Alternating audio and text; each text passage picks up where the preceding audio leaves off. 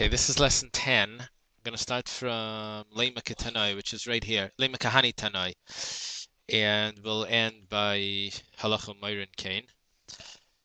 So last time we learned, which in lesson 9, we said that there was a machlokes between Rav and Zeiri, and we wanted to say that the machlokes between Rav and Zeiri is also the same machlokes as Reb Meir and the Chachamim concerning interest, if someone lends money with interest. Anyway, we finished that lesson by saying that that's not so. Interest is a totally different case. You may be lenient by interest and machmer by the straw on the street. You may be machmer by interest and lenient in the straw by the straw on the street, and therefore you can't say that it's a perfect lineup that Rav should hold like Reb Meir and Zeir should hold like the Chachamim. Now we're going to have a much closer to home group of Tanoim or pair of Tanoim that will match up perfectly. So Lema Kahani Tanoi, shall we say? Remember, Lema is shall we say? It's in question form. Shall we say? Kahani Tanoi, like these. Kahani, I wrote on the side that it means these, and Kehani means like these. You see, Hani means these, and Hanu is them, and Hahu is that. So, like these Tanoim, as follows. We'll put in a colon. Okay, this is very familiar. We learned this price before. If someone takes out his straw, two types of straw, into Rishus Harabim for it to disintegrate and break down, and it will turn into fertilizer. So it will get squished and it can be used later in the field. And the problem that we said before was that it's slippery, someone could get hurt on it. And someone got hurt on it. So the rule was, Chayav Beniska, he has to pay for it. What about if someone sees it in the street? So whoever comes to take it is allowed to take it. Koidem means whoever comes first to take it. Zacha, that's the halacha, he acquires it. And Vasur Mishum Gezel, but it's forbidden to steal. Okay, that seems to be a little bit of a contradiction, and the Gemara is going to resolve that. I underlined it because I want you to remember this. I underlined this one twice. I want you to really remember this. That the Tanakama of this brisa holds that it's forbidden to steal. Although they said you're allowed to take it, they say it's forbidden to steal. Reb Shimon ben Gamliel Reb Shimon ben Gamliel says, anything that could cause damage in Rishus Harabim that does damage, Chayavim l'shalom, you have to pay for it. Pay for the damage. Seems very similar to what we learned before. However, whoever wants to take it, whoever comes first to take it, the halacha is that he acquires it. And here's the big deal. Umutarim mishum gezel, and it's permissible concerning stealing. So the kalakodim b'mzach, if you notice, is exactly the same between the Tanakam and Shimon ben Gamliel, but there is a difference between asurim mishum gezel, which the Tanakam say, and mutarim mishum gezel, which means it's permissible concerning stealing. Okay, so whatever the case is, there is some sort of stringency or leniency actually in the Tanakama, which you're not allowed to take it. You're not allowed to take something. And Reb Shimon ben Gamliel is saying that you're allowed to take something even more. So the Gemara asks like this: Hagufa kasha. Gufa means itself. Itself. Ha means like. Ha usually means but it could also mean it. Hagufa kasha. It itself is a question, which means it's a self-contradictory. Amrit, you said.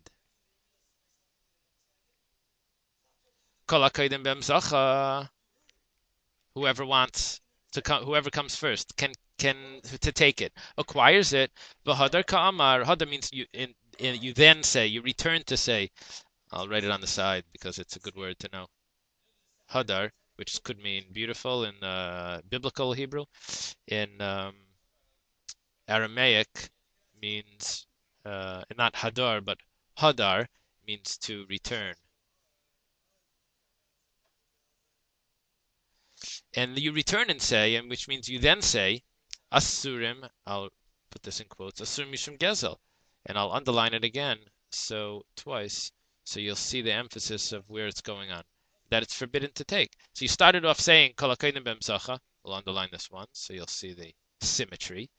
We hear it's underlined. And then the next thing is, asurim mishum gezel, that it's forbidden to take. So are you allowed to take it or you're not allowed to take it? Okay, we'll put a question mark because the Tanakama is self-contradictory. That's a question. Ella, rather, Lav Hochi Ka'amar. Is this not what it's saying? Uh, um, let's see how to translate this. This is in question form. It's like, is it not? Hachi is so saying, or such. Hachi could mean such. Is this not what it means to say? What is this referring to? Bishvachan. It's coming to refer to the prophet. And I'm going to show you a chart, make this clearer. Basur mishum gezel agufan. And what does this mean, asur mishum gezel? Let's do this in quotes. These two in quotes, that they're actually two different cases. Kol zacha is referring to the prophet, that whoever wants can take it. But asur mishum gezel, that's referring to the base. You're not allowed to take the base. This sounds awfully familiar. This was the opinion of Zeiri that holds that there's only a fine on the prophet. The improvement, for example, we said if it's worth let's say after it improves, it's worth $25. Originally, it was worth $20. So when the guy who comes and takes it away in the street, he has to return $20 to the original owner because he's only allowed to take the profit. He's not allowed to take the base. That's the Tanakama's opinion, which sounds very much like Zeiri's opinion. V'asa, asa means to come, and comes, do that. Reb Shimon ben Gamliel lemeimar, to say, Reb Shimon ben Gamliel comes to say, that afilu gufan nami, even the base also, kalakoidim bem zacha. Whoever wants can take it.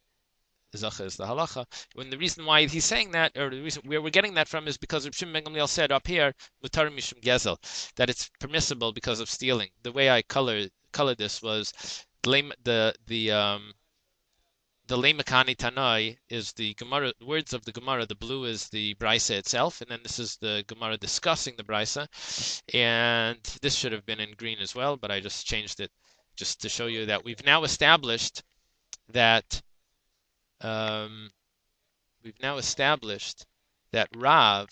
who said that there's a knas on the prophet and the base, would go like Reb Shimon ben Gamliel, and we'll add in over here a knas on the prophet and the base, because he says mutarim mishum gezel.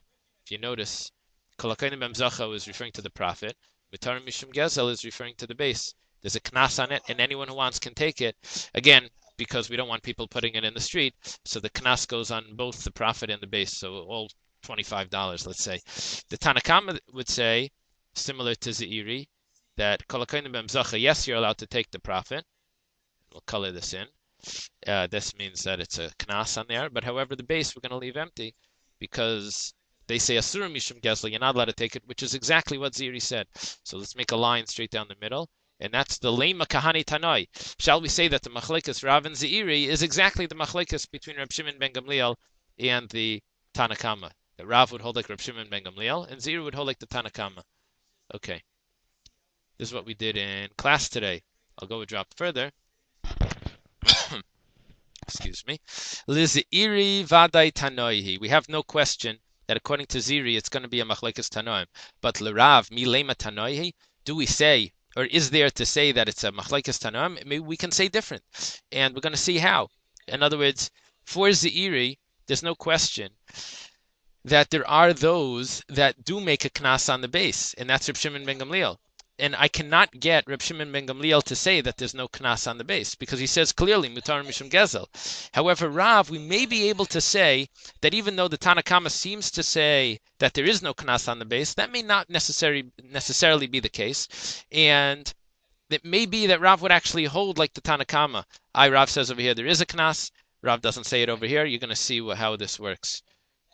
So, Amalach Rav could tell you the Kuli Alma Kantagufim Misham Shvachan. There's no question, even the Tanakama would hold that there is a knas on the base because of the prophet. Gufan is the base in this instance. Gufa over here meant itself. Gufan means the base of the straw. Misham Shvachan because of the prophet. Vahacha in here. Remember that word. That's an important Gemara word.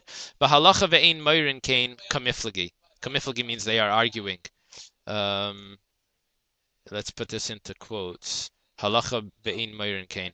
This is an interesting phenomena that it's possible that the halacha is a certain way, but we would never tell a person to do it.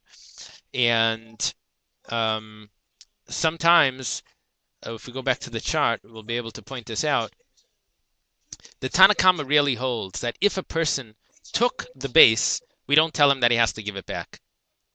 However, the Tanna Kamma would not tell a person to go ahead and take it. So, in other words, what the Tanna Kamma is saying is that if someone would say, look, I saw this straw in the street, he comes into the Bezdin, I saw the straw in the street, am I allowed to take that straw? I really need fertilizer for my field. He says, oh, go ahead, take the profit. He says, but so what do you mean, I have to return? He says, yeah, you have to return the base, the first $20 you have to return to the owner. Oh, but that's because he didn't take it yet. However, once he took it already, and he says, look, I already took it, I have it in my house, so then we don't tell him that he has to return it. So it's a halacha that he doesn't have to return it, the base, but ein moirin kain, but we would never tell him that he's allowed to go ahead and do this in the first place. Ein moirin means to direct, to show. So you that are aware, the word Torah comes from direction, lashon hara, to show. If someone asks you for direction, he like points with his finger. So it means that is the halacha, but ve'in moirin kain, but we don't point this to you to do. We don't direct you to do this. And that's the machlokes. The Itmar, and very interesting, Itmar, there was a statement of Amiraim. Rav Huna Amarav, Rav Huna says in the name of Rav himself, halacha vein moirin kain, that if we look back up here, Rav Huna Amarav actually says that you're only allowed to take the profit, but you're not allowed to take the base if someone would ask. That's what we would tell them. So what did Rav mean over here? Oh, that's a different story. That's after he already took it. That's a different story. Okay. Rav Ada Barava Amar halacha umayrin kain. Rav Ada Barava says no, that the halacha is that we even tell him initially when he comes to ask that you're allowed to actually take the profit and the base, and that would be the opinion of Rab Shimon ben Gamliel. And it's interesting that now it would seem, I don't want to confuse you, but it would seem that Rav would be on this side and Rav Ada Barava would be on that side. You can question, like, so what did the Gemara gain by this? But anyway, whatever the case is, Rav does not necessarily have to hold like Reb Shimon ben Gamliel. He could also hold like the Tanna Kamma, so we'll do what we did like this. And he could hold like Reb Shimon ben Gamliel, but he doesn't have to. But Zeiri is stuck holding only like the Tanna Kamma. He cannot hold like Reb Shimon ben Gamliel, because Zeiri holds that there's no knas on the basin. Reb Shimon ben Gamliel says there is. Okay.